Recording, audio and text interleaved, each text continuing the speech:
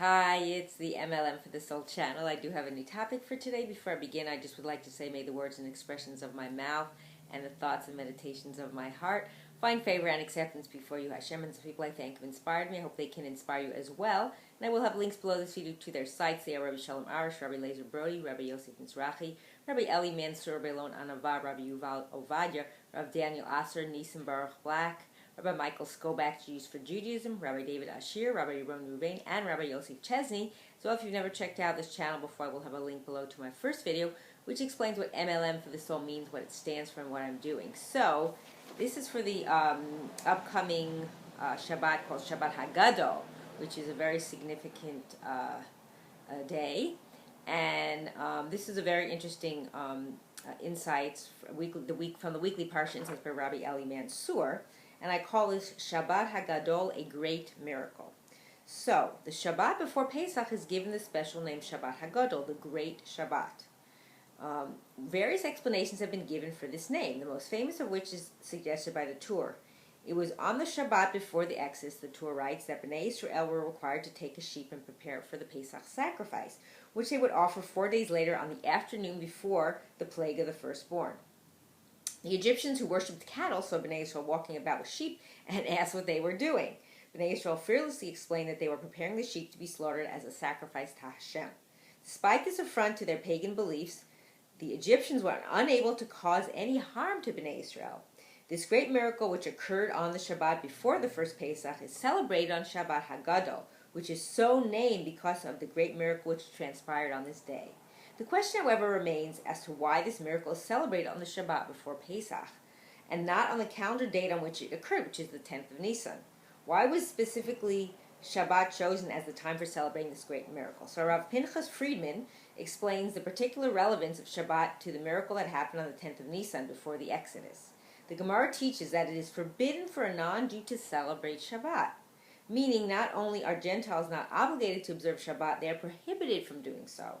The Chida, which is Rav Chaim Yosef David Azulai, in his work Rosh David, explains this prohibition based on the fact that Shabbat is similar to Sharvito Shel Melech, which is a king's scepter. Using a king's scepter is a capital offense, as it constitutes a grave infraction on the king's honor. However, a king would certainly allow his beloved children to use his scepter. The Jewish people are Hashem's beloved children, as Moshe Rabbeinu tells us in the book of Devarim. You are children of Hashem your God. Therefore, we are allowed to observe Shabbat, God's scepter, quote scepter, while other nations may not. So Rav Friedman proceeds to cite the comment of the work Noam Megadim, explaining that Bnei Israel earn this stature of Hashem's children when we reject all other deities besides the one true God. Whereas other nations believe in God as well as other deities, we profess our belief in only God himself. Rav Friedman thus explained that it was specifically on Shabbat that Bnei Israel needed to prepare their sheep for the Pesach offering, because in so doing they proclaimed their firm rejection of the Egyptians' pagan beliefs. Our sages teach us that during the period of exile in Egypt, Bnei Israel, while still believing in Hashem, practiced the idol worship of the Egyptians. Over the course of their stay in Egypt, living with constant exposure to the Egyptians' belief system, they gradually adopted the Egyptians' belief and practices. However, on the 10th of Nisan, on the Shabbat before the Exodus, Bnei Israel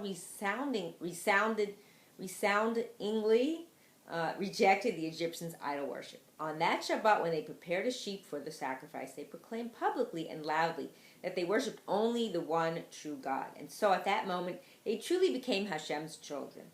And therefore, this took place specifically on Shabbat, the day which underscores our nation's unique status as Hashem's beloved children.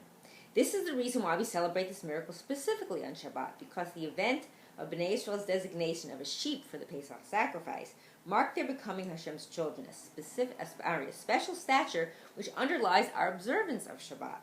Shabbat HaGadol thus celebrates our status of Hashem's beloved children, an exalted status which we earn through our firm affirmation that we do not place our trust in anyone or anything other than the single creator of the universe. And if any of you are following the news, this is, when this is going to be posted, as far as trusting, because everyone is, concerned about this virus. Well, you only have to trust in Hashem. There's no concern. You have to do what's right, and there's lots of different people saying different things. One thing is they say, say Pitum HaKatoras, because that protects from plagues, which is true.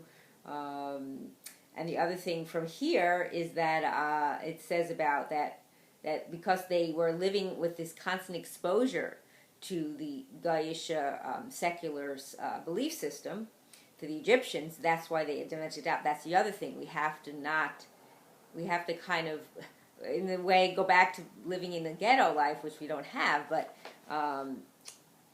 that we have to basically put blinders on and not be expose ourselves to all the tumah in the world, because that is definitely a big influence. And even in the what we would call Torah observant world, people are not doing things correctly because they're slacking off, and they see what other people do, and they see what other people do, not just the Goyim or the secular, but they see in the Torah observant world that people are getting lax. So they think that it's okay for them to do it too. So it's kind of a snowball effect or a domino effect where everyone starts to do it. So you have to really be strong and learn what you're supposed to do, and listen to Mussar and listen to rabbis like the ones I've listed below that are really strong in that and are telling the truth. The MS is so important, and that we have to really do what Hashem wants us to do so that we will all merit to live and see the coming of Mashiach speedily in our days and rebuilding of our final and everlasting Beit HaMikdash. Amen, and thanks for watching.